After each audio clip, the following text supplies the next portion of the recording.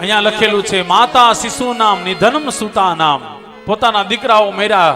દ્રૌપદી પાંચાલી છાતી ફાટ રુદન કરવા લાગી. દ્રૌપદીનો રડવું સાંભળીને પાંચે પાંડવો આવ્યા, કૃષ્ણ ભગવાન, કુંતા માતા બધા દોડી દોડીને આવ્યા. જોયું તા તો આમ ખાબોચ્યા ભેરા છે લોહીના. દ્રૌપદી આવીને કૃષ્ણને બાવડું પકડીને કીધું, હાથ પકડીને, હે કાના, આવા તો મારા દીકરાઓએ શું પાપ કર્યા કે રાત્રિ આવીને કોઈક મારી ગયું? હું ક્ષત્રિયની દીકરી છું. મારા પાંચે દીકરા કદાચ મેદાનમાં, યુદ્ધ મેદાનમાં મેરા હોત તો રાજી થાત, પણ કોઈ રાત્રિના મારી ગયું. બસ એ જ સમયે કૃષ્ણએ કીધું અર્જુનને, અર્જુન, આ પાપ કોણે કર્યું મને ખબર છે. કોણે? તો કે અશ્વત્થામાએ. તમને ખબર છે ને, મહાભારતની સ્ટોરી ખબર છે ને? અશ્વત્થામા કોણ? દ્રોણાચાર્યના દીકરા. અને અર્જુન કોણ છે? દ્રોણાચાર્યના શિષ્ય.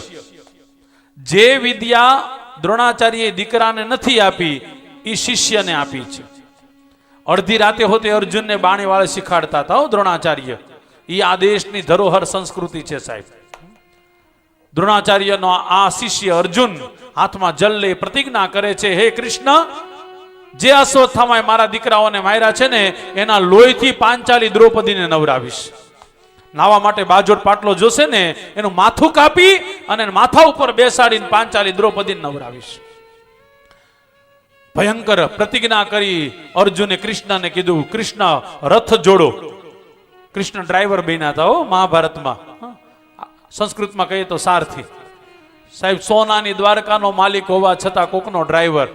આની જેવું પાત્ર તમને દુનિયામાં ક્યાંય ન મળે સાહેબ. એટલા માટે કનૈયા બહુ ગમે. સમય આવે ત્યારે એ પાત્ર ભજવી લેવાનું અને ઈમાનદારીથી. આજે મને સારથી પણ ડ્રાઈવર બન્યો છું તો ડ્રાઈવર રીતના જ મારે વર્તન કરવાનું. અર્જુને કીધું, તરત ને તરત રથ તૈયાર. જોત જોતામાં તો અર્જુનને બેસાડી જે જગ્યાએ અશ્વત્થામા ભાગતો હતો ત્યાં આવીને રથ ઉભો રાખી દીધો. એટલા માટે ગીતામાં કૃષ્ણનું એક નામ છે યોગેશ્વર.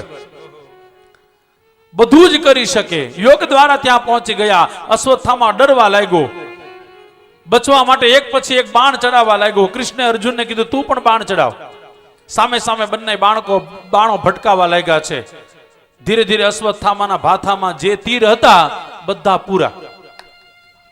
અશ્વત્થામાને એમ થયું બચાય એમ નથી, એટલે છેલ્લું શસ્ત્ર ચડાવ્યું. એનું નામ છે બ્રહ્માસ્ત્ર. બ્રહ્માસ્ત્ર ચડાવ્યું એટલે કૃષ્ણે અર્જુનને કીધું, અર્જુન, તું પણ બ્રહ્માસ્ત્ર ચડાવ. બંને બ્રહ્માસ્ત્ર આકાશમાં ટકરાણા છે. એમાંથી અગ્નિની વર્ષા થઈ. દેવતાઓ કંપિત થઈ ગયા, ઋષિમુનિઓ કંપિત થઈ ગયા. ભગવાનને કહે છે, હે ભગવાન, આ ક્યાં સુધી ચાલશે? બસ ભગવાને એ સમય અર્જુનને કીધું, અર્જુન, તો બ્રહ્માસ્ત્રને પાછું ખેંચી લે. અર્જુને કીધું, પણ કેવી રીતના ખેંચ્યું ભગવાન? જે હારી જાય ને એનું બ્રહ્માસ્ત્ર આપઆપ જતું રહેશે. મહાભારતનું યુદ્ધ જોયું ને, આમ જે હારી જાય એનું યુદ્ધ આમ ગાયબ થઈ જાય, અદ્રશ્ય. આ ખરેખર યુદ્ધ વિદ્યાનો નિયમ છે. જે હારી જાય એનું તીર વયું જાય, જે હારી જશે એનું બ્રહ્માસ્ત્ર વયું જશે. હું કેમ પાછું ખેંચું? ભગવાન કૃષ્ણ કે, જો તું નહીં ખેંચે તો આ બ્રહ્મા અસ્ત્રની તાકાતથી પૃથ્વીમાં પ્રલય થઈ જશે. અને બીજું, ગુરુની કૃપાથી તને શસ્ત્ર ચલાવતાય આવડે છે અને પાછું વાળતાય આવડે છે. અને આ વિદ્યા બીજા કોઈની પાસે, તમને ખબર છે મહાભારતમાં આ વિદ્યા 3 જણા પાસે હતી.